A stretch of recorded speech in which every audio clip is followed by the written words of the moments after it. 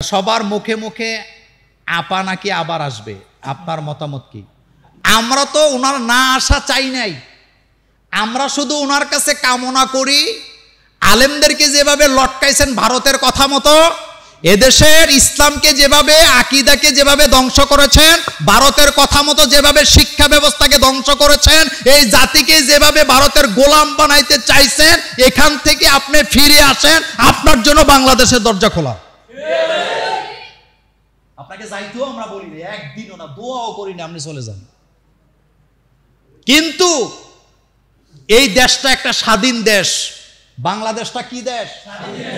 এটা কি ভারতের গোলাম? ভারতের কোনো অধিকার নেই আমার দেশের রাজনীতি নিয়ে নাক গলাবার। তবে মনে করে না ভারতের এখান থেকে চলে গেছে, এখনো জায়গায় জায়গায় আছে, এখনো জায়গায় জায়গায় বসে আছে। আমরা আওয়ামী লীগ ক্ষমতা থাকলেও আমাদের কোনো অসুবিধা নাই, বিএনপি থাকলেও নাই, যেই ইচ্ছাতে থাকুক কোনো অসুবিধা নাই। কিন্তু একটা জায়গায় অসুবিধা আছে, ইসলামের বিরুদ্ধে একটা আইন করা যাবে না। আপনি এমন একটা সংবিধান কেন বানাইতে গেলেন যে সংবিধানে একটা ধারাই থাকতে হবে, আল্লাহর উপরে আস্থার বিশ্বাস রাখলে এদেশের রাজনৈতিক দল নিবন্ধন পাবে না, এই রকমের কুফরি ধারা বাংলাদেশের কোন সংবিধানে থাকা এটা মানায় না।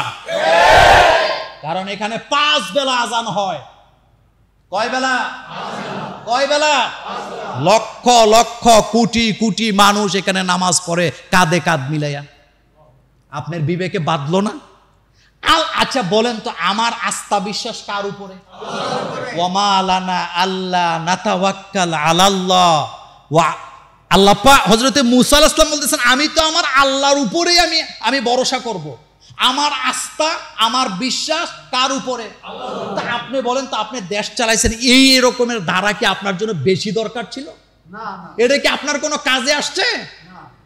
মাদ্রাসা শিক্ষা ব্যবস্থারে কাটতে কাটতে কিচ্ছু নেই, কিচ্ছু নাই মাদ্রাসা শিক্ষা। আপনি যান, মাদ্রাসা শিক্ষা ব্যবস্থায় কিচ্ছু নাই।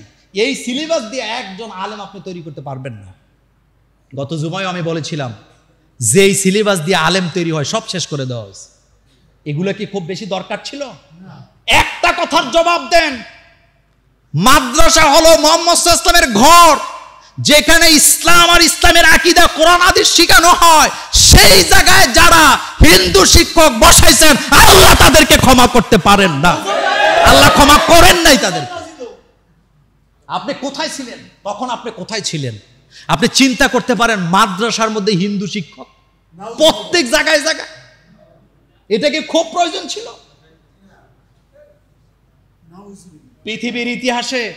পৃথিবীর ইতিহাসে আপার চাইতে একসাথে এত বেশি মসজিদ কেউ বানায় নাই। কিন্তু আপনি মসজিদ বানাইছেন, মসজিদ আপনি বানাইছেন, আপনি যাবেন মসজিদে যেয়ে দেখবেন মসজিদ কি অবস্থা, কিভাবে বানাইছেন। মসজিদ বানায়া কোটি টাকা থাকলে, মুসল্লি না থাকলে এই মসজিদের কোনো দাম নাই। আমাকে একজন মডেল মসজিদের খতিব বলছেন, আমি এখন তাহাজ্জুদ করে দোয়া করি যে আল্লাহ আমাকে এর থেকে মুক্তি দাও, আমি কেন মডেল মসজিদের ইমাম হতে গেলাম? আপনার টাকা থাকলে একটা মসজিদ বানাইলে মুসল্লি আসবে না, মসজিদ জনগণের জন্য উন্মুক্ত করে দিতে হবে। এমন মসজিদ বানাইছেন যেখানে আপনি আপনার লোকেরাই শুধু দোয়া পড়াইতে পারবেন, কিন্তু অন্য আদর্শের লোকেরা একবেলা দোয়া পড়াতে যেতে পারবে না। এটা মসজিদ হতে পারে না, জাতির সাথে তামসা করা হয়েছে। মসজিদ সবার জন্য উন্মুক্ত, সবার জন্য উন্মুক্ত। এগুলো কি করার খুব বেশি দরকার ছিল? আচ্ছা বলেন তো, মাহফিলে বাধা দেওয়ার দরকার ছিল? মাহফিল হবে বাংলাদেশে, আপনি বাধা দিবেন কেন? আপনি বলবেন এখানে রাজনীতি করতে। এখন কি রাজনীতি কথা হয় না? এখন হয় না? কই মাহফিলে তো কোনো গন্ডগোল হয় না। এক ঝুমুরের মাহফিল, আপনারা কি পেরেশানিটা আমি আর কাশেম ভাই করছি, এরপরে আমাদের কি সাদেক মাস্টার কই আছে, কি পেরেশানি করছি আল্লাহ সাক্ষী আছে। 3টা অনুমতি আনার পরেও ডক্টর আবুল কালাম আজাদ যখন আলোচনা করতেছিল, এরপরও গাড়ি লয়ে হই নির্বুতরা দাঁড়াইছে। এগুলা মনে আছে? কেন এগুলা হবে কেন? আমাদের মাহফিলের 15 দিন আগে আরেকতে গান গায়ে গেছে সামনে, কোনো বাধা নাই। কথা ঠিক বলছি? অথচ বাংলাদেশের সবচেয়ে বড় মাহফিল হতো এই ঝুমুরে। আপনারা সাক্ষী আছেন, এই জাতি সাক্ষী আছে। আপনাদের বুড়িচংয়ের টিউনও কি বলতেছে, কই এত বড় মাহফিল করার দরকার কি, যেই মাহফিলের প্রচারণা মঙ্গল গ্রহে গেছে। আমি সেদিন বলেছিলাম এই মাহফিলের প্রচারণা মঙ্গল গ্রহে নয়, আল্লাহর আরশে আজিমে চলে গেছে। এগুলা কি ভালো কাজ ছিল? কেন দরকার ছিল? তখনকার সময় আপনাদের এলাকার 2 চেয়ারম্যান আমার সামনে অনেক চেষ্টা করছে মাহফিলের জন্য, তাও পারে নাই। সব কথা উপর উপর উপর। কেন? এগুলা কি বেশি দরকার ছিল? আমি আমার 16 বছরের জীবনে কত মাহফিলের স্টেজ থেকে, কত মাহফিলের জায়গা থেকে ফেরত আসছি, আল্লাহ ছাড়া, আমি ছাড়া, আমার ড্রাইভার আর আমার পিএ ছাড়া কেউ জানে না। একটা কথাই বলতাম, ফেসবুকে দিস না, কোনো প্রচারণা করি নাই, হাজার হাজার মাহফিল আমাদের। এটা কি খুব বেশি দরকার ছিল? এগুলা করার কি দরকার ছিল? কি দরকার ছিল? আলেম ওলামাকে, জসিমউদ্দিন রহমানের মতো লোক, নাম শুনছেন? কি মাপের আলেম, বছরের পর বছর নির্যাতন করে করে শেষ করে দিছে।